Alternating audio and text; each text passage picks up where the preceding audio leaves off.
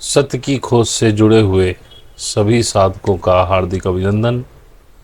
आशा करता हूँ आप स्वस्थ होंगे, आनंद में होंगे, मेरी तरह इस लाइफ का पूरा आनंद उठा रहे होंगे जम करके।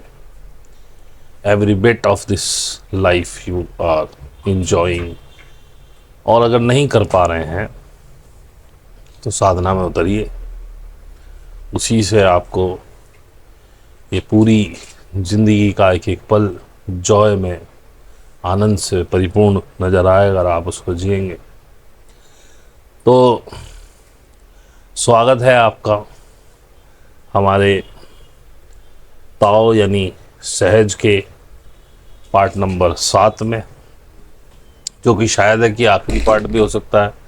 हालांकि इसके बाद 2 चैप्टर्स और रह जाएंगे, लेकिन आप लोग बहुत ज़्यादा इंटरेस्ट नहीं दिखा रहे हैं इसमें। अब मैं आप ही के लिए बना रहा हूँ। मैं तो पढ़ चुका हूँ, मुझे समझ में भी आ चुका है। तो देखते हैं, यदि आपने इस पार्ट को प्यार दिया तो अगला पार्ट की हिम्मत बनाऊंगा, नहीं तो इसे यहीं ड्रॉप कर दूंगा। ये जो चैप्टर चल रहा है no rest for the living, इसको पूरा कर देता हूँ। उसके आगे आपके कमेंट्स, आपके व्यूज़, आपके लाइक इस बात को सुनिश्चित करेंगे कि अगला पार्ट बने कि ना बने। तो स्टार्ट करने से पहले यही दोबारा से बता दूं कि मैं साधना और ध्यान सिखाता हूं। आप अगर स्वयं ध्यान कर पा रहे हैं, साधना कर पा रहे हैं, स्वयं से जुड़ पा रहे हैं, या किसी और गुरु के साथ भी ऐसा कर पा रहे हैं, तो I am much happier than you. मुझे आपके लिए खुशी है। लेकिन यदि आप नहीं कर पा रहे हैं और करना चाहते हैं तो अपना गुरु ढूंढिए, और अगर नहीं मिल रहा है तो मेरे पास आ सकते हैं। मैं थोड़ा इस मामले में थोड़ा सा नखरेबाज आदमी हूँ। मुझे सीरियस लोग चाहिए। मुझे आपके पैसे से कोई मतलब नहीं है। पैसा तो मैं आपकी सीरियसनेस के लिए ले रहा हूँ, लेकिन मुझे अत्यंत सीरियस लोग चाहिए जो वास्तव में करना चाहते हैं। साधना का पथ कभी भी आसान नहीं रहा है। आल्दो सहज में बहुत आसान है, फिर भी ये आसान नहीं। तो कोई आए और ये सोचे कि रातों रात कुंडलनी चल जाएगी, महीने भर में मैं कहीं तक पहुंच जाऊंगा, तो ये सोच के ना आए। 1000 रुपये महीना मेरी फीस है, उसके बिना मैं नहीं सिखाता हूँ। और उसके बाद भी आपकी सीरियसनेस ज़रूरी है। यदि फीस देने के बाद भी आप सीरियस नहीं रहे तो मैं बीच में भी निकाल देता हूँ। तो और दूसरी बात, हमारे डिस्क्रिप्शन में हमारा फेसबुक पेज है, वहाँ आप फ्रेंड रिक्वेस्ट भेजिए। इंस्टाग्राम है, उसे फॉलो कीजिए ताकि आपको लेटेस्ट रील मिल सकें। और वहाँ मेरा व्हाट्सएप, टेलीग्राम और ईमेल आईडी भी है। तो जो सज्जन पूरा मन बना के जुड़ना चाहते हैं, और प्लीज़ नेगेटिव वाइब्स में मत आया कीजिए, मैं बहुत परेशान हूँ, मेरी तो ये मैं लुट गया, बर्बाद हो गया, मुझे कोई रास्ता नहीं मिल रहा। ऐसे लोगों का मेरे पास कोई काम नहीं है। मैं उन्हें सिखा सकता हूँ जो सीखना चाहते हैं। जो इतने बर्बाद हो चुके हैं तो आप प्लीज़ मत आइए, क्योंकि आप कर ही नहीं पाएंगे। तो ज़्यादा समय ना लेते हुए सीधा आगे बढ़ता हूँ। तो एक कहानी से शुरुआत करते हैं। एक बार एक सेल्समैन रात को लेट हो गया एक नगर में, तो उसने सोचा चलो अब घर तो नहीं जा पाएंगे तो यहीं रात बिता ली जाए। अब वहाँ एक ही होटल था। वो होटल वाले से जाता है, कहता है भाई कमरा। बोले भाई कमरा नहीं दे पाएंगे। बोले क्यों, कमरा खाली नहीं है? बोले खाली तो हैं, लेकिन स्टेट के मिनिस्टर नीचे रुके हुए हैं और वो बड़े ही उग्र स्वभाव के हैं। जरा सा भी खड़का होगा तो वो सर पे उठा लेंगे सब कुछ। तो सेल्समैन कहता है कि मैं वादा करता हूँ आपसे कि मैं कोई शोर शराबा जरा भी खड़का नहीं करूँगा, बस मुझे तो 8 घंटे सोना है, ताकि सुबह मैं अपने काम पर चला जाऊँ। बहुत मिन्नतों के बाद वो सेल्समैन को कमरा दे देता है। सेल्समैन ऊपर जाता है और सोने से पहले वो अपना एक जूता उतारता है और वो थोड़ी से हाइट से, बेड की हाइट से नीचे डाल देता है, जैसे आदत होती है। एकदम उसको याद आता है कि अरे नीचे मिनिस्टर सोए हैं। दूसरे जूते को बड़े प्यार से उतार के आराम से रख देता है कि उनको खलल ना हो, और सो जाता है। 1 घंटे बाद उसके दरवाजे पे खड़खड़ाहट होती है। वो उठता है, खोलता है, तो वही मिनिस्टर आंखें लाल किए हुए उसको बोलता है कि यू स्टूपिड, तुमने मेरी नींद खराब कर रखी है। उसने कहा साहब मुझसे क्या गलती हो गई, मैं तो यहाँ सोया हुआ हूँ 1 घंटे से, और अगर मैंने सपने में भी आपके साथ कोई गलती कर दी हो तो मैं आपसे क्षमा चाहता हूँ, मेरी कोई इंटेंशन ऐसी नहीं थी, मैंने तो कुछ भी नहीं किया। बोले नहीं तुमने किया है। बोले जी सर मैं उसके लिए भी क्षमा मांगता हूँ, पर मैंने किया क्या है। तो कहा 1 घंटे पहले तुम आए थे, तुमने एक शूज़ उतारा और मैंने सोचा चलो ये व्यक्ति आ गया। अब 1 घंटे से मैं सो नहीं पा रहा हूँ कि दूसरा शूज़ हवा में है, अभी तक नीचे क्यों नहीं गिरा, और इसी चक्कर में मैं 1 घंटे सो नहीं पा रहा हूँ। तो इस कहानी को कहने का मतलब क्या है, ये जो दिमाग है ये हमेशा दुविधा की स्थिति में रहता है, ये कभी शांत नहीं होता। और अगर कुछ भी चलता है तो वो एक तलवार की तरह लटकता रहता है उस दिमाग में। इसमें अनेकानेक विचार उठते रहते हैं जो आपको परेशान करते हैं। अब आप समझिए कि उस पॉलिटिशियन, उस नेताजी की क्या प्रॉब्लम थी, मिनिस्टर की। वो चाहता था कि वो सो जाए, लेकिन वो विजुलाइज कर बैठा माइंड से कि दूसरा शूज अभी हवा में है, उसका क्या हुआ, वो क्यों नहीं गिरा। तो माइंड हमेशा तब रेस्ट में होता है जहां पे कंक्लूजन मिल जाए उसको। अगर कोई कंक्लूजन नहीं मिला तो वो दौड़ता रहेगा। और ऐसे ही फिलॉसफी है जो कभी किसी नतीजे पर नहीं पहुंचती। कन्फ्यूशियस ने वेस्ट को पूरी तरह समझा, वो ईस्ट में पैदा होगा लेकिन कभी भी ईस्ट का नहीं हो पाया। लाइफ की तरफ जो उसका एटीट्यूड था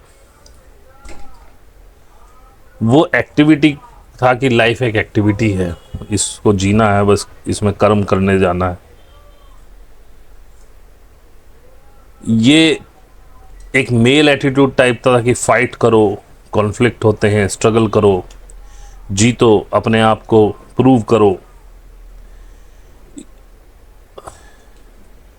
और तुम्हें इस संसार को दिखाना होगा कि तुम कुछ हो, और अपना हिस्ट्री पर एक रिमार्क छोड़ना होगा। ये कन्फ्यूशियस की सोच है। लेकिन ताओइस्ट, सहज व्यक्ति, वो ऐसा कुछ नहीं करता है। वो कभी हिस्ट्री पर कोई मार्क ही नहीं छोड़ता है, क्योंकि वो इतना सहज है कि वो किसी को हिलाता ही नहीं है, उसे कुछ प्रूव ही नहीं करना है। Nadir Shah, Alexander, Napoleon, Hitler, Stalin, Mao, इन्होंने हिस्ट्री में अपने मार्क छोड़े, आज भी इन्हें पढ़ा जाता है। माओ एक कन्फ्यूजियन था और उसने चाइना से बहुत सारे ताओ मोनेस्ट्री को नष्ट भी किया। लेकिन जो ताओ वालों का, सहज वालों का जो एटीट्यूड होता है वो कोऑपरेशन का होता है, कॉन्फ्लिक्ट का नहीं होता है। वो कभी भी नेचर के अगेंस्ट नहीं जाता है, बल्कि नेचर के साथ चलता है। वो किसी चीज को नहीं छेड़ना चाहता है, जो जैसा चल रहा है वो चलने देता है। उसका जो रास्ता है वो कोऑपरेशन का है, हर चीज के साथ चलने का है। एटीट्यूड जो है ताओइस्ट का, सहजी का, वो एक रिलैक्सेशन वाला एटीट्यूड है। वो हमेशा रिलैक्स रहता है, और क्योंकि रिलैक्स रहता है, उसे कुछ प्रूव नहीं करना, तो हिस्ट्री पे भी वो कोई मार्क नहीं छोड़ता है कभी भी। ताओइस्टों के बारे में कोई हिस्ट्री नहीं लिखी गई, ना उनको कहीं भी पढ़ाया गया, क्योंकि उन्होंने किसी को डिस्टर्ब ही नहीं किया। अब किसी को छेड़ोगे, रगड़ोगे, मारोगे, पीटोगे, तब तो आपको कोई जानेगा। सहज वाला व्यक्ति, ताओ वाला व्यक्ति तो बस कोने में पड़ा हुआ, उसका पता ही नहीं किसी को। किसी बहुत जो ताओ में ही रह रहा हो व्यक्ति, वही ताओइस्ट को जान सकता है, वही उस तक पहुंच सकता है।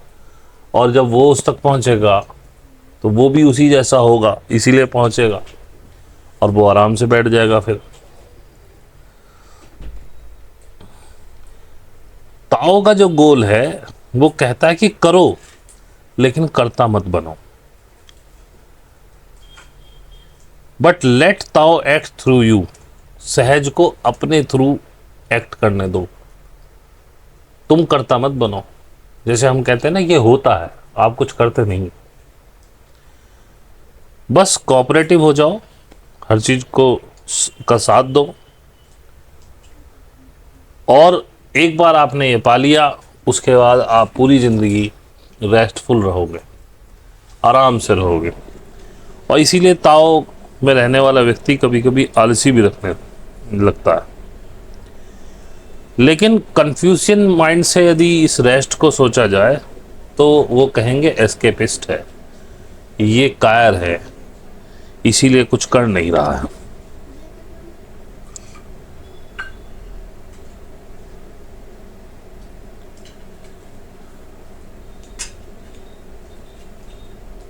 Nobody come back from heaven to relate whether it happens. Nobody comes after that to say yes, Confucius is right.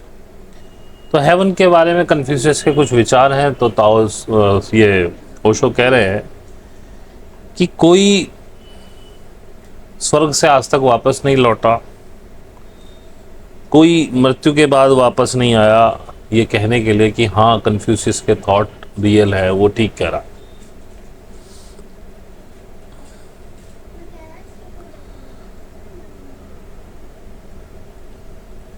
और इसीलिए वो सोच जो कन्फ्यूशियस की है स्वर्ग के बारे में, वो है क्योंकि उसे कंट्राडिक्ट करने के लिए कोई तथ्य है ही नहीं। और आप देखेंगे जो, अब मैं क्योंकि हिंदू धर्म से हूँ तो हिंदू धर्म की बातें ज़्यादा करता हूँ। ये जो बाबा लोग बताते हैं आपको नई नई कहानियाँ, और एक व्यक्ति ने तो ये अभी कह दिया कि हमारी रावण से फोन पे बात हुई, कोई कुछ बता रहा, कोई कुछ बता रहा, कुछ भी कह दो, अब उसका कंट्राडिक्शन कौन करे। ना रामायण किसी के सामने हुई, अगर हुई होगी तो, जैसे मैं तो कहता हूँ कि रामायण हुई नहीं, लेकिन यदि हुई भी होगी तो वहाँ तो कोई बचा नहीं है असलियत बयान करने वाला कि रामायण की असलियत ये है। तो बताइए कंट्राडिक्शन कहाँ से पैदा हो। वो बातें ही ऐसी ऐसी करेंगे हवाई जहाज की, आप उनको कंट्राडिक्ट ही नहीं कर सकते। स्वर्ग ऐसा है, स्वर्ग वैसा है, इसकी ये सजा, उसकी वो सजा, कौन कंट्राडिक्ट करे, कौन कहे कि मैं आया हूँ स्वर्ग से, वहाँ ऐसा कुछ नहीं होता। इसीलिए इनकी दुकानदारी चल रही है।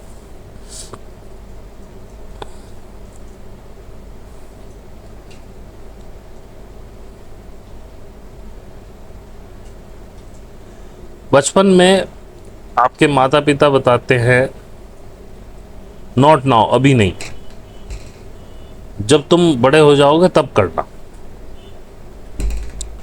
और जब तुम बड़े हो जाते हो वो कहना शुरू कर देते हैं नहीं नहीं, जब तुम बूढ़े हो जाओगे, रिटायर हो जाओगे तब करना। जब तुम्हारे पास अच्छा बैंक बैलेंस हो, रेस्ट करने लायक हो। ये रेस्ट के बारे में बात चल रही। हर कोई चाहता है कि मैं जीवन में रेस्ट करूं। आज हर कोई इतना भाग रहा है इधर से उधर, उधर से इधर, कि वो कहता है कि यार अब आराम करूं। कब आराम करूंगा, मर गया हूं मैं। शुरू में माँ बाप ने जो है पढ़ाई में लगा दिया, पढ़ाओ, बड़े बनो, अब कमाई करो, अब बच्चे पैदा करो, शादी करो, अब उन्हें बड़ा करो। हर कोई कह रहा है कि मुझे रेस्ट चाहिए, शुरू से ही कह रहे हो आप। तो छोटेपन में कहते नहीं बड़े होकर करना, बड़े हो गए तो कहते नहीं बुढ़ापे में करना, जब तुम्हारे पास बैंक बैलेंस हो फिर आराम से रेस्ट करना।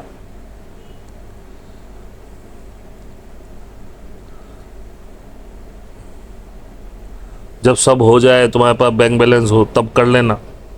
और जब तुम बूढ़े हो जाते हो तो वो कहते हैं मृत्यु के बाद करना, तभी रेस्ट मिलेगा आपको जब मृत्यु आएगी। तो आप इस रेस्ट को हमेशा पोस्टपोन करते चले जाते हो, लेकिन एक ताओइस्ट वो रेस्ट में रहने लगता है, क्योंकि उसका द्वंद्व, उसकी दौड़ समाप्त हो जाती है इस दुनिया की। उसे किसी को कुछ प्रूव नहीं करता, वो अपनी 2 रोटी खा के बड़ा आराम से है।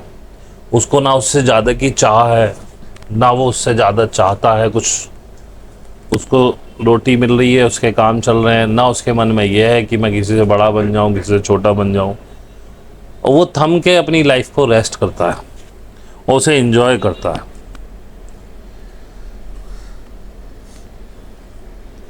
कन्फ्यूशियस क्या कहता है? वो कहता है don't look right in the moment. इस समय में मत रहो, फ्यूचर के बारे में सोचो और वर्तमान को सेक्रीफाइस कर दो फ्यूचर के लिए, क्योंकि भविष्य अच्छा बनाना है।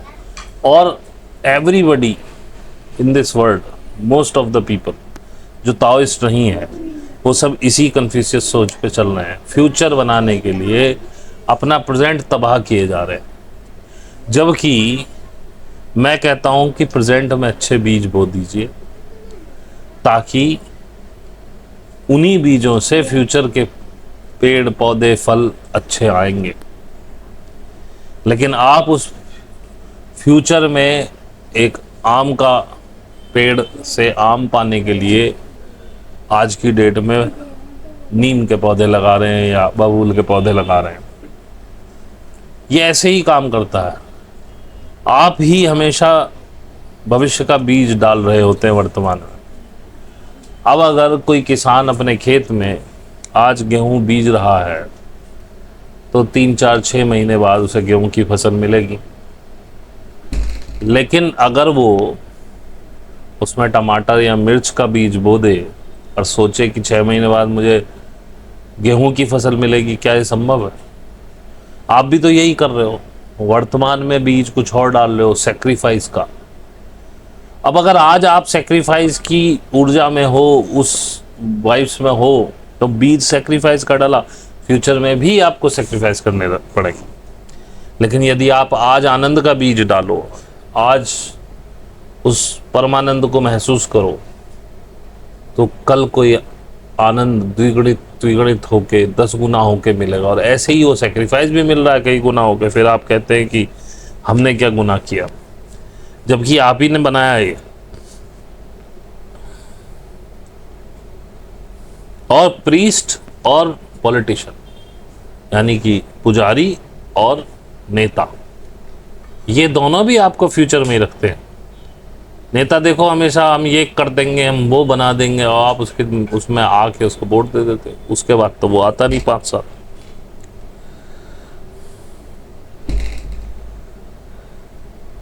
ये कहते हैं कि नेता और पुजारी ये दोनों कुछ अलग नहीं है, ये एक ही बिजनेस के पार्टनर हैं।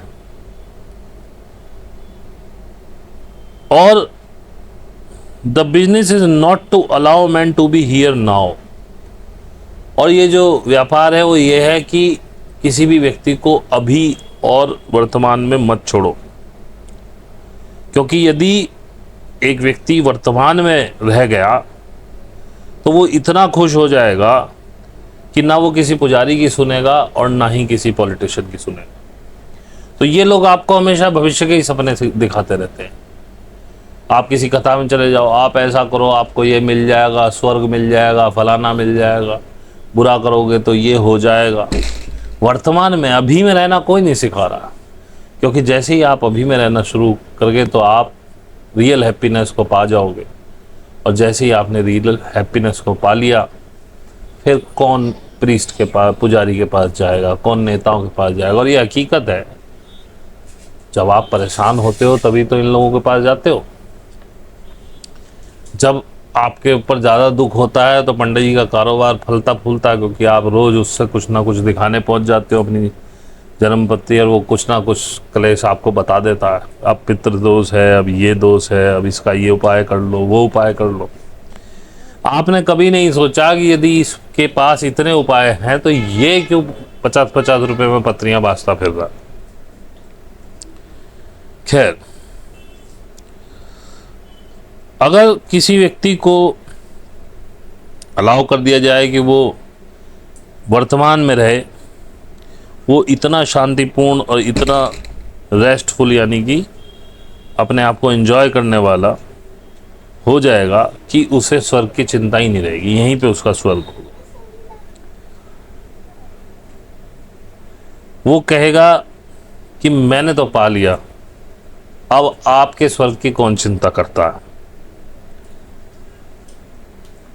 तुम्हारा स्वर्ग मीनिंगफुल लगता है क्योंकि व्यक्ति जो है, आम आदमी जो है, वो बहुत ही मिजरेबल कंडीशन में है, और इस स्वर्ग को मीनिंगफुल रखने के लिए व्यक्ति को हमेशा मिजरेबल कंडीशन में, परेशानी वाली कंडीशन में रखना पड़ेगा, अन्यथा आपका जो काल्पनिक स्वर्ग है वो फीका पड़ जाएगा। और इसी स्वर्ग की वजह से पुजारी भी एग्जिस्ट करता है। यदि स्वर्ग ना हो तो पुजारी के पास कौन जाए, क्योंकि वो तुम्हें उसी स्वर्ग तक जाने के रास्ते तो बताता रहता है। वो उस स्वर्ग की चाबी लिए बैठा है, उसकी डायरेक्ट लाइन जुड़ी हुई है ईश्वर के साथ, तुम्हारी नहीं जुड़ी हुई है, तो तुम्हें उसको रिश्वत देनी पड़ती है, पुजारी को उसकी मान मुनव्वत करनी पड़ती है, उसके चरणों में सिर रखना पड़ता है, ताकि वो तुम्हारे इंटरेस्ट का ध्यान रखे और गॉड को ये तुम्हारी तरफ से कह दे कि भाई ये लड़का अच्छा है, जरा इसका ध्यान रखना।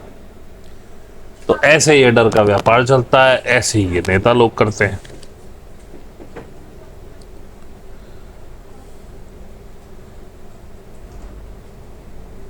वो कहते हैं कि मोहम्मदन प्रीस्ट जो हैं, काजी वगैरह जिन्हें कहते हैं, वो कहते हैं कि अगर तुम लड़ते हुए जंग के मैदान में मर जाओगे, धर्म के लिए कट जाओगे उस जंग के मैदान में, तो तुम्हारा जो जन्नत है, जो तुम्हारा स्वर्ग है, वो कन्फर्म। और इसी एक थॉट ने मुस्लिम आबादी को लड़ने के लिए मजबूर कर दिया, क्योंकि हर कोई जन्नत जाना चाहता है, स्वर्ग प्राप्त करना चाहता है। हिंदुओं में मांस मत खाओ, प्याज लहसुन मत खाओ, सुबह शाम पूजा करो, भगवान के मंत्र करो, भगवान के आगे शीश झुकाओ। अगर असली एम है वो स्वर्ग प्राप्त करने का, तो मुस्लिम्स को वो स्वर्ग मिलता है धर्म की राह में लड़ते हुए मारे जाने पे। तो हर कोई पाना चाहता है स्वर्ग, इसलिए वो लड़ते हैं।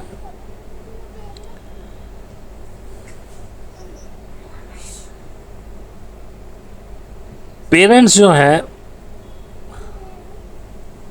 वो आपके लिए सेक्रीफाइस करते रहते हैं। फादर मदर आपके लिए सेक्रीफाइस करते हैं।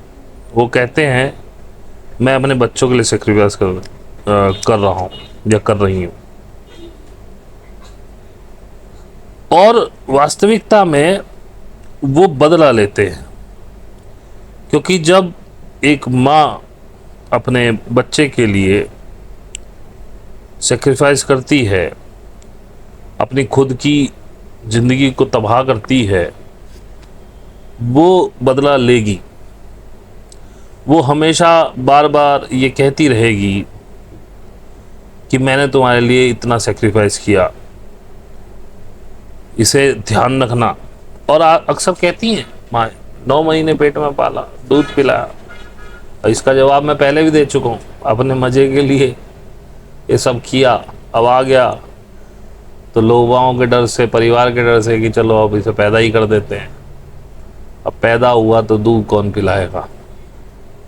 लेकिन वो बराबर तुम पे अधिकार देती रहेगी कि जो है देखो मैंने ये तुम्हारे लिए कितना किया, मैंने अपनी जवानी तुम्हारे लिए सेक्रीफाइस कर दी, सब कुछ।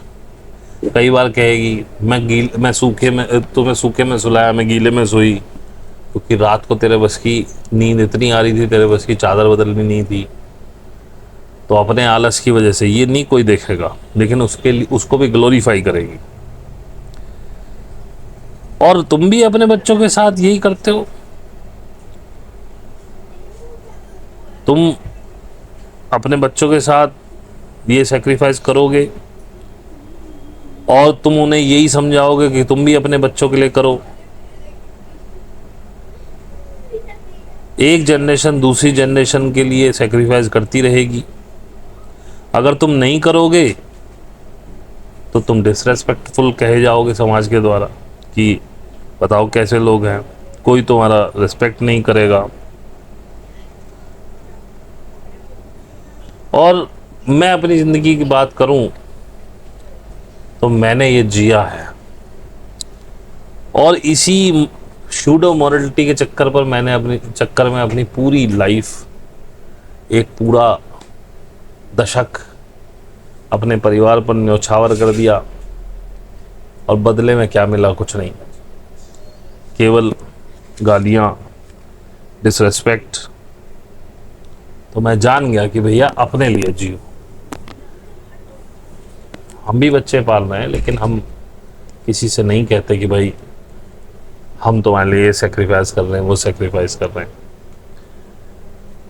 वो अपनी ज़िंदगी जी रहे, हम अपनी ज़िंदगी जी रहे।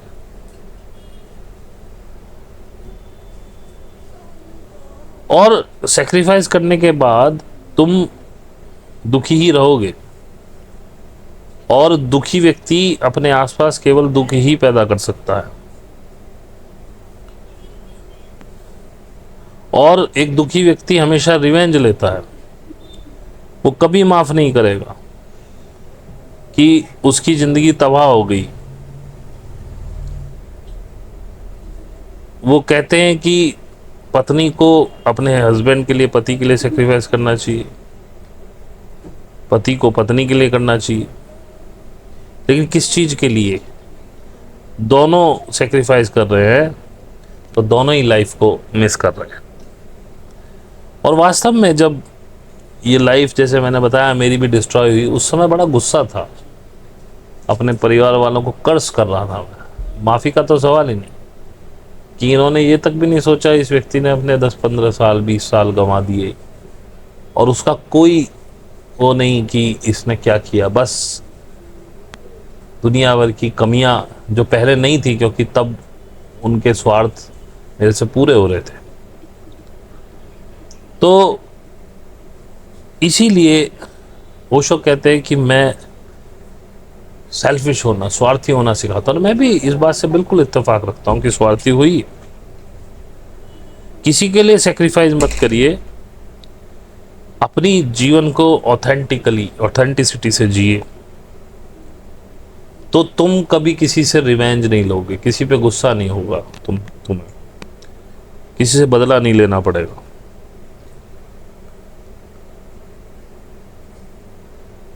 और तुम्हें किसी के प्रति कोई भी गुस्सा वगैरह इस तरह का कोई बैड फीलिंग्स तुम्हारे अंदर नहीं होगी, और तुम आनंद में रहोगे। और जब आप आनंद में रहोगे तो आप अपने चारों एक आनंद का वातावरण तैयार कर लोगे।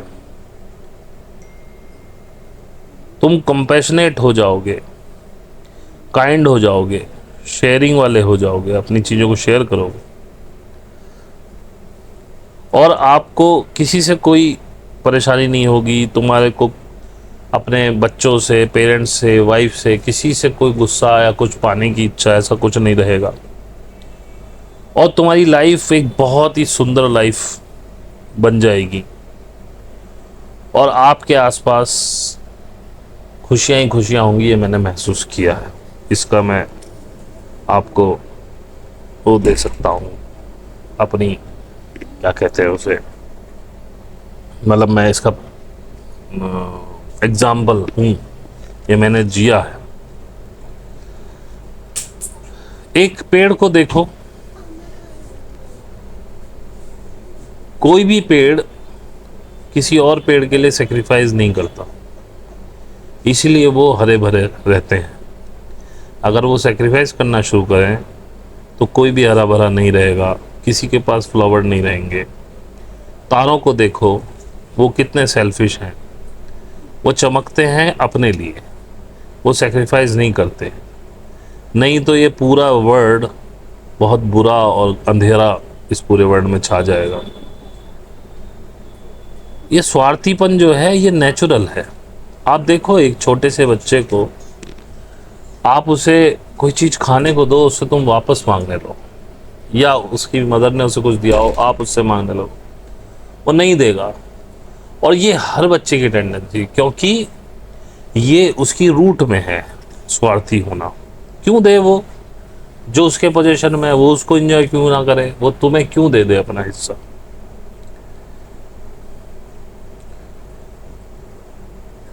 And the self that I am teaching is what Tao is your nature. तो ओशो कह रहे हैं कि जो मैं जिस स्वार्थ की बात तुम्हें सिखा रहा हूं वही ताओ है, वही सहज है, तुम्हारी नेचर। तुम नेचुरल रहो जैसे हो, अनगढ़ जिसे कहते हैं, जैसे आए थे, कोई विचार नहीं, कोई सेक्रीफाइस नहीं किसी के लिए। पहले खुद को, खुद की तरफ ध्यान दो, खुद पे ध्यान दो बस। और इसको जानो, इसको पहचानो, तुम्हारी नेचर क्या कहती है। वो कहती है बी हैप्पी, खुश रहो। लेकिन बात यही है कि ताओ इतना आसान भी नहीं है। ताओ को सीखना पड़ता है, इसके लिए गुरु लगता जरूर। आप नहीं सीख पाए और सीख रहे हैं तो बहुत अच्छी बात है, इसमें कोई बुराई भी नहीं। तुम केवल अपनी खुशियों की चिंता करो, अपने आराम की चिंता करो, अपनी ज़िंदगी की चिंता करो, और तुम देखोगे कि तुम एक सरप्राइज हो जाओगे कि तुम खुश हो रहे हो, और तुम दूसरों की भी मदद करने लगोगे खुश होने। और तुम ये समझने लगोगे कि अगर दूसरे भी खुश हैं तो तुम और ज़्यादा खुश हो रहे। लेकिन ये काम शुरू खुद से होता है। और वो कह रहे हैं कि happiness can exist only in an ocean of happiness, it can not exist alone. तो खुशियों के समुद्र से ही निकलती हैं, अकेले खुशी नहीं होती। पहले तुम खुश होना सीखोगे खुद, फिर तुम जानोगे, जब तुम खुद खुश हो जाओगे स्वार्थी होके, तो तुम दूसरों को सिखाना शुरू करोगे, और फिर तुम उनको खुश देख के और ज़्यादा खुश होगे। ये इस तरह से चेन रिएक्शन होती है। और किसी ने भी अपने मदर फादर को कभी माफ़ नहीं किया है, क्योंकि उन्होंने उनके लिए बहुत सेक्रीफाइस किया। तो सेक्रीफाइस करना छोड़ दो, और जो प्रेजेंट मोमेंट है वही है जो तुम्हारे पास है सब कुछ। और किसी चीज़ में, किसी चक्कर में पड़ो ही मत। केवल प्रेजेंट मोमेंट एक्सेप्ट करके अगर तुमने जी लिया तो तुम्हें किसी चीज़ की ज़रूरत नहीं।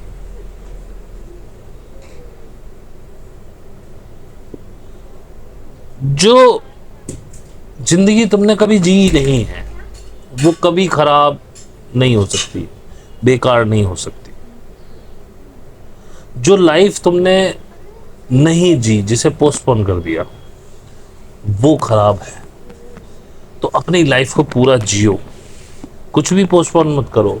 बुराई, अच्छाई, सुख दुख जो भी है प्रेजेंट मोमेंट में जियो, क्योंकि जो जिंदगी जी जाती है वो बहुत खूबसूरत है। और यहाँ बहुत कम ऐसे लोग हैं जिन्होंने अपनी ज़िंदगी जी है, और जिन्होंने ज़िंदगी जी है उन्हें ही एक बहुत अच्छी मौत मिली है। और क्योंकि लोग अपनी लाइफ नहीं जीते हैं, इसीलिए वो मृत्यु से भी डरते हैं, क्योंकि वो अभी जीना चाहते हैं, क्योंकि उन्होंने जिया ही नहीं। अभी तक तो वो सेक्रीफाइस ही करते आ रहे हैं, दुनिया की बड़ी की उधेड़ बुन में लगे हुए, इसीलिए मृत्यु से डरते। जिसने अपनी लाइफ को भोग लिया है, जिसने उसका चरम आनंद ले लिया है, जैसे कि आप मेरी अपनी बात मैं करूं, मुझे मृत्यु से कोई डर नहीं लगता। अभी आ जाए मैं स्वीकार करने, क्योंकि लास्ट तो वही रेस्ट है ना। आखिरी पड़ाव तो वही है, और मैं संतुष्ट हूँ अपनी जीवन से, मुझे कुछ नहीं करना है, तो बहुत मस्त जिंदगी जी रहा हूँ। जब तक जी रहा हूँ, मृत्यु अभी इसी क्षण मेरे सामने आ जाए, मैं वर्ण करूंगा बड़ा खुश होके, क्योंकि आखिरी पड़ाव तो यही है। वो लोग मृत्यु से डरते हैं जिन्होंने जी नहीं, और जीवन कोई जी ही नहीं पाता है इस दुनिया में, बहुत कम लोग, विरले होते हैं। और वही वो कह रहे हैं कि जब आप एक अच्छी जिंदगी जी रहे होते हो तो मृत्यु भी बहुत सुंदर हो जाती है, क्योंकि वो लोग ने इतनी जिंदगी अपनी जी ली है कि वो एक दिन अपनी मृत्यु भी जीना शुरू कर देते हैं। जब तक कि तुमने वो रेस्ट, वो आराम अपनी जिंदगी में नहीं जिया होगा, तुम मृत्यु में भी नहीं जी पाओगे उसको।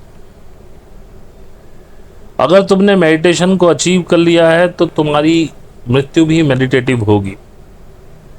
अगर तुमने प्रेम को अचीव कर लिया है तो तुम्हारी मृत्यु भी इस प्रेम की ऊर्जा से परिपूर्ण होगी। अगर तुमने अपने परम तत्व को, अपने परमात्मा तत्व को पा लिया है, तो तुम्हारी जो मृत्यु होगी वो भी डिवाइन डेथ होगी। लेकिन याद रखो कि मृत्यु किसी चीज को अचीव नहीं कर सकती है। अचीवमेंट आपको लाइफ में करना पड़ेगा, जो मृत्यु में आपको दिखाई देगा।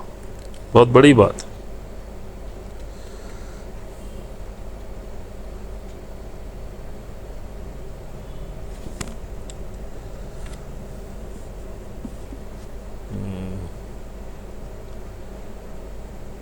तुम्हारी जो मृत्यु है वो कुछ नहीं है, वो एक शुरुआत है अगले अपरिपक्व जीवन की।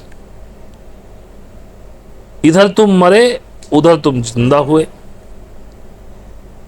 एक दरवाजे से तुम एंटर हुए और दूसरे, मतलब बाहर हुए इस शरीर से, फटाक से दूसरे दरवाजे से अंदर हुए, और उसी तरह का जीवन का पहिया फिर घूमने लगा। तो ये कभी बंद नहीं होता है, ये तो चलता रहेगा।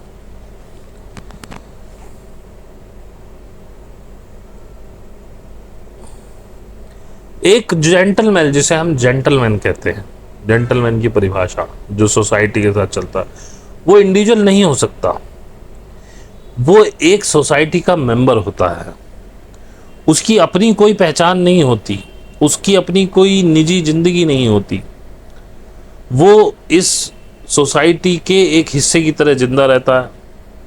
तो जो सोसाइटी अलाउ करती है वही उसकी ज़िंदगी है, और जो सोसाइटी नहीं अलाउ करती है वो अपने आप उसे मना कर देता है कि मैं भी ये नहीं करूँगा। वो नेचर की बजाय सोसाइटी को चूज़ करता है, और यही एक जेंटलमैन करता है। वो एक मैन मेड लॉ को चूज़ करता है against the law of nature. और आप देखिए कि आपके आसपास जो समाज है वो जेंटलमैन्स का ही तो समाज है। लोग क्या कहेंगे, ये मत करो, लोग क्या कहेंगे, बेटी हुई है, शादी करो, बड़ी होगी, लोग क्या कहेंगे। अरे कुंवारी रह जाएगी, क्या प्रॉब्लम है? नहीं है उसका मन शादी करने का, शादी होते ही प्रेशर है, बच्चे पैदा करो, समाज क्या कहेगा। सोसाइटी अबनॉर्मल है, वो एक पागल लोगों का समूह है, और एक जेंटलमैन वो है जो इस भीड़ को फॉलो करता है। जेंटलमैन के अंदर कोई आत्मा नहीं है, कोई चेतना नहीं। ये सोसाइटी उसका बहुत आदर करती है, उसको महात्मा बना देती है, संत बना देती है। सोसाइटी उसकी रेस्पेक्ट करती है क्योंकि उसने पूरी जिंदगी अपनी सेक्रीफाइस कर दी इस सोसाइटी के लिए। लेकिन जो वास्तविक व्यक्ति होता है, चेतनाशील व्यक्ति होता है, वो विरोध करता है, वो विद्रोही होता है, वो किसी से आदर पाने की कोई इच्छा नहीं उसके अंदर होती। वो अपनी लाइफ नेचुरली जीता है, वो नेचर के लॉ को फॉलो करता है, ना कि सोसाइटी के। वो नहीं चिंता करता है कि उसके बारे में ये सोसाइटी क्या कहेगी, उसको गालियाँ देगी, क्या कहेगी, उसे मतलब नहीं है। वो बस अपनी आत्मा को, अपनी चेतना को सुरक्षित रखता है, नेचर के लॉ पे चलता है और अपने जीवन के आनंद को खोजता है। और ऐसे लोगों को हमेशा सोसाइटी ने गालियाँ दी। इसी में महावीर हुए हैं, बुद्ध हुए हैं, नानक हुए हैं, कबीर हुए हैं, वैदास हुए हैं, ओशो हुए हैं।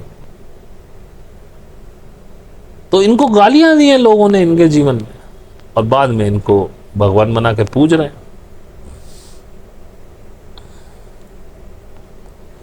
एक रियल व्यक्ति, जो चेतनाशील व्यक्ति है, उसको कभी आदर नहीं मिलता। एक सोसाइटी एक सच्चे व्यक्ति का आदर कर ही कैसे सकती है? इसीलिए जीसस को भी सूली चढ़ा दिया गया, और इसीलिए बुद्ध पर पत्थर फेंके गए, इसीलिए सुकरात को जहर दे दिया गया। सोसाइटी इनको एक्सेप्ट करती है जब ये मर जाते हैं, क्योंकि उसके बाद कोई प्रॉब्लम नहीं, क्योंकि मरा हुआ जीसस विद्रोह नहीं कर सकता, मरा हुआ सुकरात विद्रोह नहीं कर सकता, और मरा हुआ बुद्ध अवतार बन जाता है। लेकिन जिंदा बुद्ध बहुत खतरनाक है, लेकिन मरा हुआ बुद्ध उसकी पूजा की जाती है, उसके मंदिर बनते हैं। जब भी इस तरह के महान व्यक्ति मरते हैं तो लोग उनकी पूजा करते हैं, जब वो जिंदा होते हैं तो लोग उनके अगेंस्ट होते हैं, उनको गालियां देते हैं। उन्हीं लोगों ने जिन्होंने जीसस को सूली चढ़ाया, वो क्रिश्चियन बन गए और उस जीसस की पूजा करते थे। वही सेम लोग, वही लोग।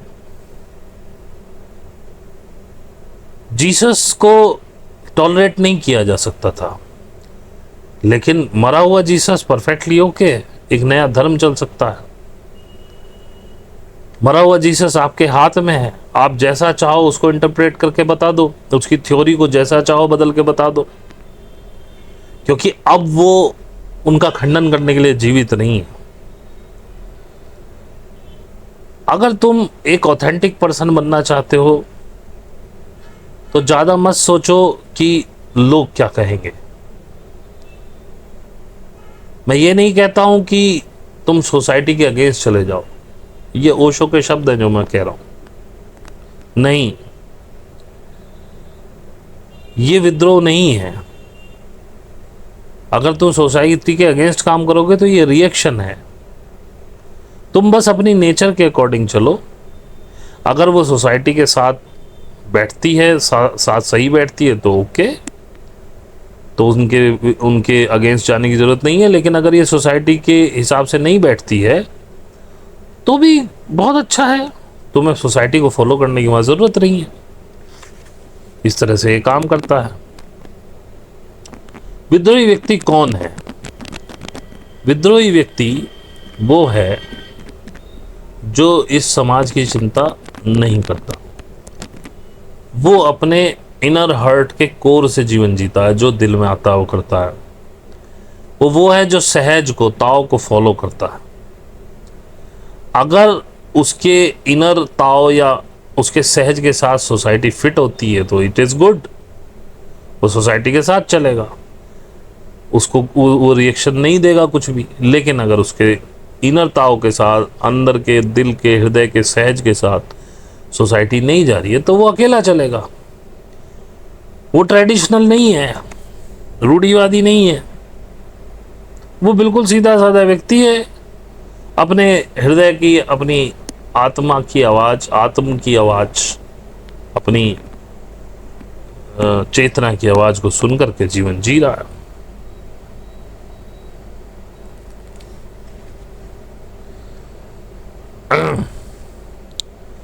एक जेंटलमैन एक बहुत खतरनाक व्यक्ति है। जीवन जीने के लिए किसी जेंटलमैन के साथ मत रहो और किसी ऐसी लेडी के साथ भी मत रहो। जैसे जेंटलमैन होता है, ऐसी लेडी टर्म है स्त्रियों के लिए। A women is beautiful, a lady is ugly. वो कहता है कि एक जो स्त्री है वो खूबसूरत होती है, लेकिन जो लेडी है वो बहुत भद्दी है, क्योंकि एक वुमेन जो है वो नेचुरल है और lady is fabricated. Lady gentleman की तरह का ही स्त्रीलिंग है। The gentleman, the lady are fabricated people, just cultivated, painted, not true, not honest. वो कहता है कि एक जेंटलमैन और जो लेडी है वो कृत्रिम रूप से बनाए हुए लोग हैं, उनको उगाया गया है, यानी कि उन्हें वो नेचुरल नहीं है, उन पर पेंट किया गया है, वो सच्चे नहीं हैं, वो ईमानदार नहीं है। जब वो गुस्सा फील करते हैं तो वो खुश होते हैं, और जब वो तुमसे नफ़रत करते हैं तो वो तुम्हें बड़ा प्यार दिखाएंगे कि हम कितना प्यार करते हैं। आप उन पर कभी डिपेंड नहीं हो सकते, क्योंकि आप कभी डिसाइड नहीं कर पाएंगे कब वो रियलिटी में स्माइल कर रहे हैं और कब वो स्माइल करने की एक्टिंग कर रहे हैं। वास्तव में बहुत प्रैक्टिस के बाद वे खुद नहीं डिसाइड कर पाते कि वो वास्तव में हंस रहे हैं और हंसने की एक्टिंग कर रहे हैं। क्या वो रियली में किसी को प्रेम कर रहे हैं और जस्ट दिखा रहे हैं कि हम उसको प्रेम कर रहे हैं। कन्फ्यूशियस हमेशा लाओ त्सु के टीचिंग के बारे में परेशान रहा। ये कहा जाता है कि जब वो लाओ त्सु को देखने के लिए गया, उनसे मिलने के लिए गया, ऑफ कोर्स वो लाओ त्सु से बूढ़ा था, तो वो चाहता था कि लाओ त्सु एक ओल्ड मैन की रेस्पेक्ट उसे दे, लेकिन लाओ त्सु बैठा रहा, वो खड़ा भी नहीं हुआ उसे ग्रीट करने के लिए। उसने ये भी नहीं कहा कि सिट डाउन सर, आप बैठ जाइए महाशय, और उसने उसकी तरफ ज़्यादा अटेंशन भी नहीं दी। कन्फ्यूशियस बहुत गुस्सा हुआ। उसने कहा किस तरह का गुरु है ये। उसने पूछा क्या तुम मैनर्स नहीं जानते हो।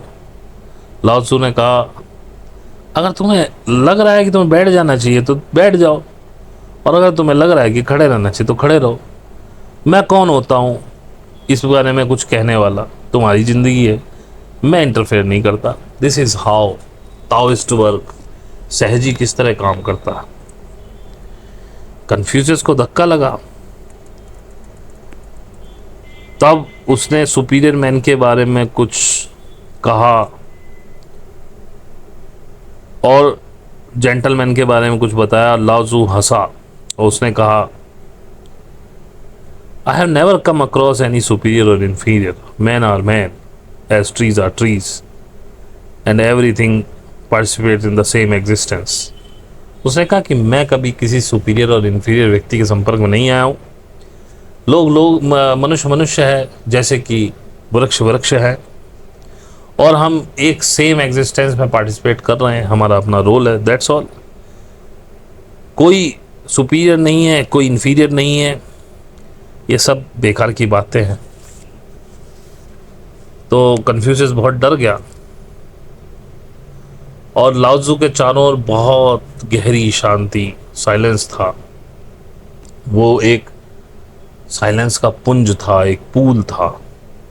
कन्फ्यूशियस वापस आ गया। उसके डिसाइपल्स ने पूछा लाओ त्सु के बारे में, तो उसने कहा उसके पास कभी मत जाना, वो बहुत खतरनाक है। अगर तुम किसी शेर के पास चले गए तुम अपनी ज़िंदगी बचा सकते हो किसी भी तरीके से, लेकिन अगर तुम मतलब एक बाघ के पास, एक टाइगर के पास चले गए तो बचा सकते हो। अगर तुम किसी शेर के पास, बब्बर शेर के पास चले तो भी तुम अपनी ज़िंदगी बचा लो। लेकिन ये व्यक्ति बहुत खतरनाक है। He is like a dragon, A flying dragon, उड़ते हुए ड्रैगन, क्या कहते हैं उसको, ड्रैगन ही बोल देता हूँ। वो तुम्हें मार डालेगा, उसके पास कभी मत जाना। जब तुम लाओ त्सु सुनो कि लाओ त्सु तुम्हारे आसपास है, वहाँ से भाग जाओ। कन्फ्यूशियस बहुत ज़्यादा परेशान था लाओ त्सु की टीचिंग के बारे में, क्योंकि उसकी टीचिंग बिल्कुल डिफरेंट थी। वो इतनी सत्य थी, इतनी अमोरल थी, इतनी विद्रोही थी, इतनी इंडिविजुअल थी। कोई मैन मेड लॉ था ही नहीं उसमें, ओनली नेचर। और trust in A nature is a Tao. Nature में आपका विश्वास है, वही सहज है। और लाओ त्सु कहता है कि आप केवल इस ज़िंदगी में ही रेस्ट कर सकते हो, बिकॉज जब तुम चल रहे हो तो तुम स्थिर रह सकते हो, तुम्हारा अंदर का जो सेंटर है वो ना चल रहा हो, केवल तुम्हारा शरीर चल रहा हो। तुम एक साइक्लोन के सेंटर बन सकते हो जहाँ पे चारों तरफ सब कुछ उड़ रहा है लेकिन बीच में कुछ नहीं है। वो कहते हैं कि जैसे एक पहिया घूमता है तो उसकी धुरी हमेशा स्थिर रहती है, वो नहीं घूमती, लेकिन पहिया घूमता रहता है, उसके बीच में कुछ है जो नहीं घूमता।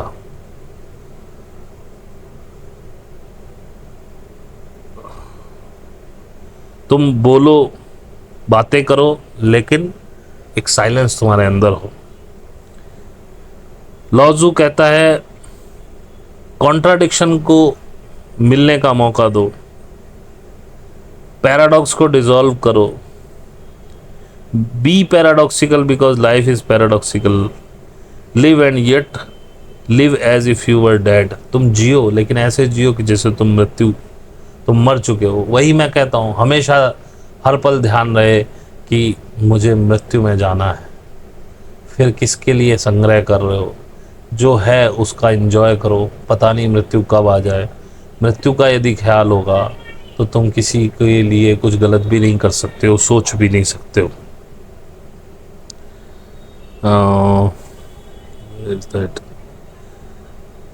उसके बाद जब तुम मरोगे तो ऐसे मरोगे कि जैसे दूसरी ज़िंदगी में जा रहे हो, और हायर लाइफ में, और महान लाइफ में।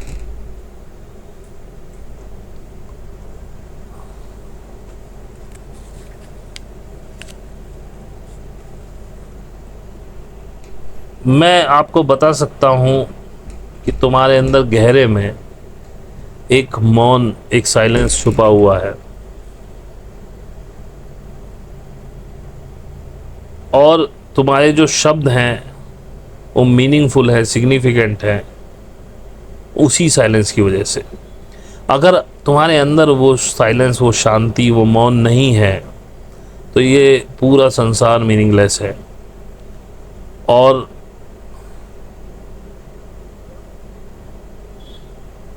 ये ध्यान रखो कि ये संसार मीनिंगफुल है, तो ये ध्यान रखो, ये हमेशा, ये जो मीनिंग है इस संसार का, इस संसार की जो उपयोगिता है, ऐसा कहते हैं, अगर ये संसार उपयोगी है और इस संसार की जो उपयोगिता है वो उस मौन से ही आ रही है। और जब ये मौन इस संसार में घुलता है तब ये संसार प्रज्वलित हो जाता है। थोड़ा सा क्लिष्ट है लेकिन इन द मतलब इसेंस में यही है कि सहज रहो, सहज होने से ही सब होगा। वो कहते हैं प्रेम बहुत खूबसूरत है, लेकिन वहाँ पर नफ़रत की भी गुंजाइश है। अदरवाइज प्रेम इतना मीठा हो जाएगा कि वो डायबिटीज़ पैदा करेगा। Just sugar sugar sugar, know the salt is not. वो कहते नहीं, केवल मीठा मीठा नहीं, नमक की भी ज़रूरत होती है। जो नफ़रत है वो ज़िंदगी में नमक का काम करती है। एक्टिविटी अच्छी है, लेकिन अगर कोई एक्टिविटी नहीं है उसके अंदर तो वो न्यूरोसिस क्रिएट करती है। अब न्यूरोसिस का हिंदी मुझे नहीं आता। Inactivity is good but if there is no activity in it. वो कहता है इनएक्टिविटी अच्छी है अगर उसके अंदर कोई एक्टिविटी नहीं हो रही है, मतलब अंदर से तुम शांत हो। ताओ कहता है ये संपूर्णता जो है वो अच्छी ही है, उसको चूज मत करो, किसी चीज को चूज मत करो, लेट इट बी, उसे होने दो जैसी वो है। As it is a wise arrangement, क्योंकि ये नेचर का बहुत ही खूबसूरत फैसला है। जैसा वो है उसे ऐसे ही रहने दो, चेंज मत करो। यहाँ पर कोई बहुत सुंदर संसार नहीं हो सकता है इसके अलावा जो अभी है, और जो अभी है उसमें इम्प्रूवमेंट की कोई पॉसिबिलिटी नहीं है। तुम जो हो रहा है उसको एक्सेप्ट करो और उस एक्सेप्टेंस के थ्रू ही तुम असेंड करो, ये वो कह रहे हैं। वो कहते हैं कि हमेशा ध्यान रखो, जब न्यू मूवमेंट, न्यू इंसाइट आपके आसपास होता है, हमेशा नए को चुनो, बिकॉज पुराने ने अभी तक तुम्हारे लिए कुछ नहीं किया, तो वापस जाके क्या फ़ायदा।